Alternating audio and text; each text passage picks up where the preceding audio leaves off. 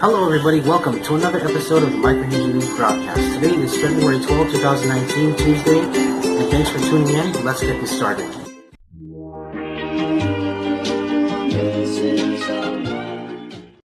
Thank you for tuning in to another episode of the Micronesia News Broadcast. It is good to be back in front of the camera, looking at you, at least speaking to you, and bringing you some pretty good news. And in our first story, here in the FSM government has decided to pull out of the Asian Development Bank's Pacific Islands Renewable Energy Investment Program. You might be asking, now why would we want to do that? It's renewable energy. It's green and all that. Plus, we could save our money being all woke and, wealthy and whatnot. True, and we also want to know why. And just for some brief synopsis of what this program is. The program is a renewable energy program directed for the Green Climate Fund. Pretty big deal.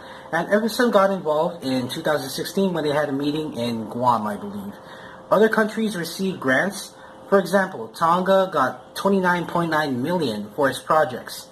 And ADB, with the FSM, decided to pull out because of an informal communication with the Green Climate Fund board member, and I quote, GCF will not consider revenue-generating projects even for countries amongst the most vulnerable to climate change, with limited sovereign borrowing capacity and that only have few options for financing investments to develop renewable energy generation.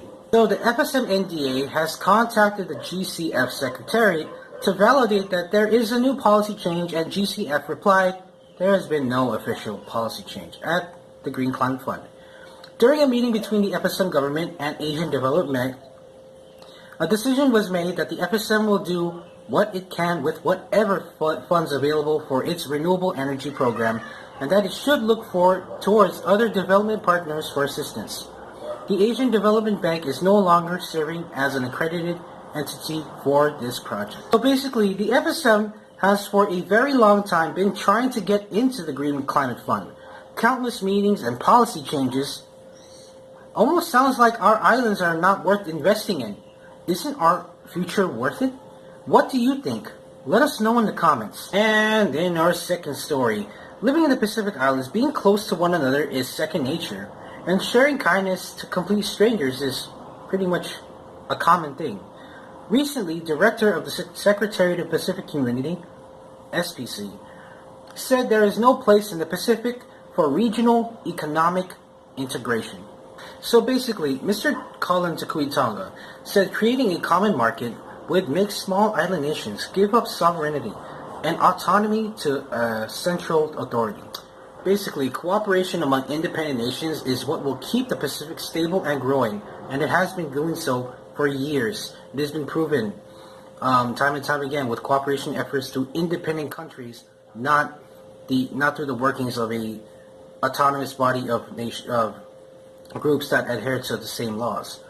So with regards to this, a regional economics integration, things like one currency, one body of laws, and one body of leaders would apply to all nations that happen to join it, sort of like the EU. Just look at Brexit.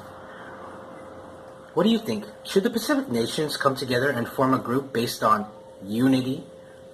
And if we did, would we be willing to lose some of our liberties for it? Let us refer to Thomas Hobbes' social contract. And in other news, recently the U.S. exempted H2B visa workers from the Philippines. This would exclude workers from various fields such as construction, certain medical professions, and other professions that go along the H2B visa guidelines. Leaders from Guam and CNMI reported early on. They argued that this would put back the local economy since it depended heavily on skilled foreign labor to carry out many different capacities.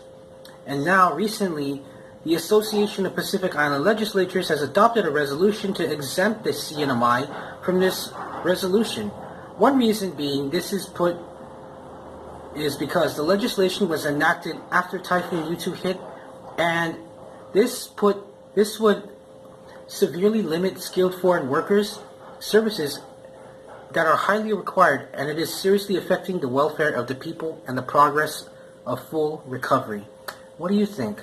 Should CNMI be exempt from this legislation?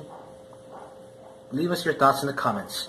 Now, here are the announcements. So for all you woke people, all you bright intellectuals of Micronesia, here is an announcement you should pay attention to.